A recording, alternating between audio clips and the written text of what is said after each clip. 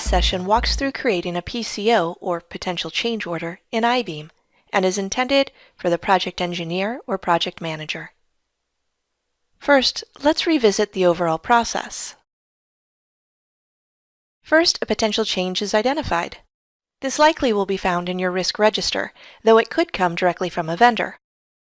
Next, you'll initiate a PCO. When you're ready, you can send the PCO out for pricing and then review the responses. When you're ready, determine whether or not you're going to proceed with the change, and if you are, then you might create a DCO and/or a construction change order before the record moves to close.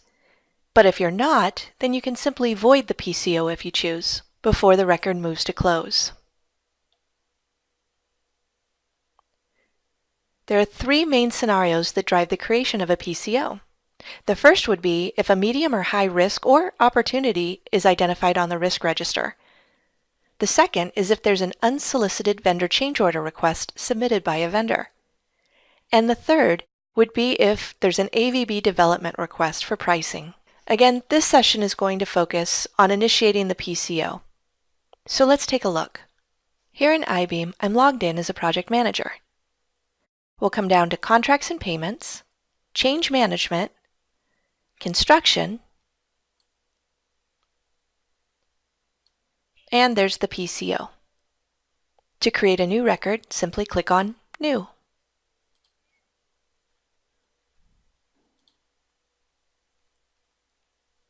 To expand the upper form, click right here on the tab name. There are some instructions for you right here, and as a reminder, you can always go to Help, PCO Help to bring up the written instructions. When you do this, a PDF will present itself. This PDF provides the step-by-step instructions for each step necessary to complete the process within the PCO. As a reminder, any fields that are gray will auto-populate later, but any field that is white you're able to influence, and any field with a red asterisk is mandatory.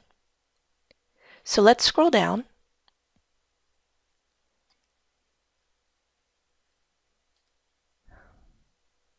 And we'll start with our PCO information. Here, we'll enter our title.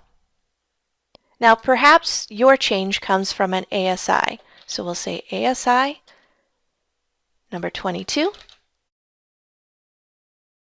concrete changes. Then you would select your change driver. And in our example, this is a design document. However, should the VCOR be submitted unsolicited by the vendor, then you might select VCOR. Next, you're able to enter any RFI references, DCO references, or any other references. Here, under PCO Description, you'll enter the reason and scope for the proposed change order.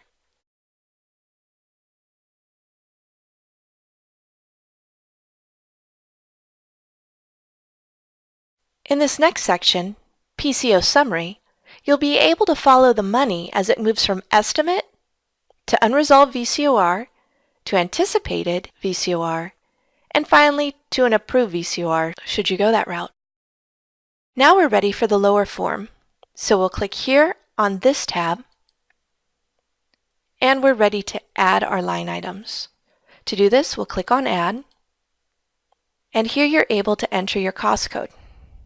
Note that there is a 1-to-1 ratio, one detail line to each cost code. So let's add our cost code.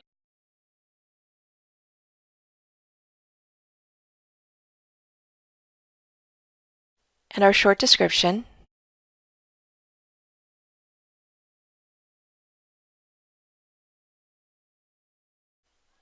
And our dollar amount.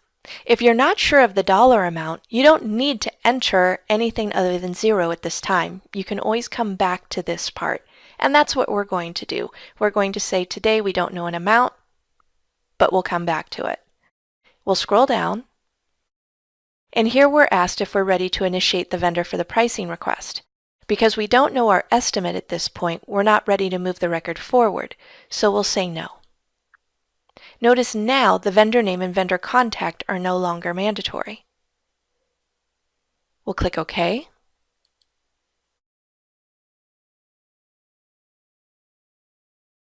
And now I'll show you the action details. Your workflow action options are to either set up an estimate or to go ahead and issue your pricing request. We're going to send this back to ourselves to set up an estimate. So you'll notice when I clicked on Set Up Estimate, the record was set up to go to the APM, the PE, and the Project Manager.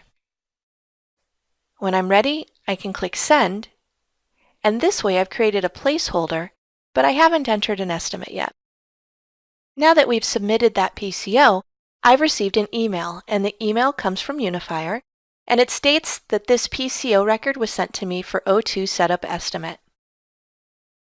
You can see the project, and as I scroll down,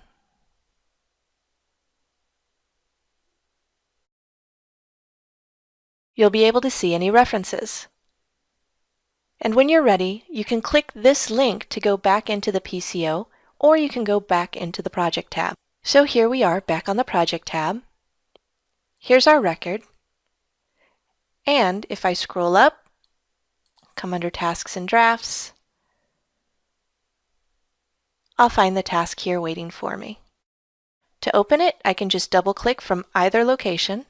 If I'm responsible to take action and add the estimate, I'll click on Accept Task. If needed, I can update any of the information found within the upper form. Notice that the PCO estimate is 0. I can come down to the PCO details, where the estimate again is 0, double-click, and I can update this dollar amount.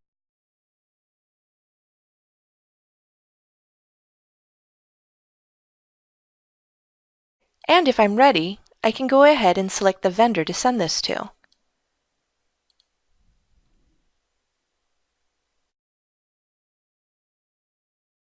Select the vendor user, and you have the option of adding a phone number if necessary. When you're ready, click OK. Now you'd be able to add as many line items as necessary and add as many vendors as necessary. Once you initiate the request for pricing, each line item will kick off a VCOR for that vendor. When you're ready, under Workflow Actions, you could either update your estimate and keep it at a hold step for yourself, issue the pricing request, where it will kick off a VCOR record to the vendor to request pricing. They'll receive an email notification, and they'll have an open task. You could void this PCO, or you could choose to just close the PCO. So let's take a look under the action items. We're going to select Issue Pricing Request. You can see that this is going out for pricing. When you're ready, click Send.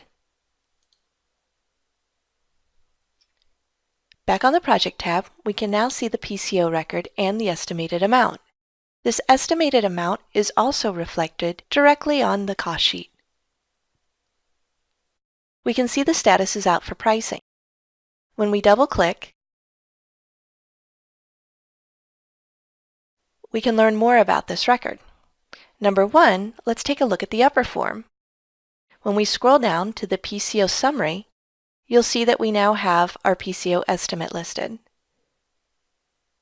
You can also find in the lower form the details, and in a few moments, the system will auto-create a VCOR, and you'll find it here once that happens.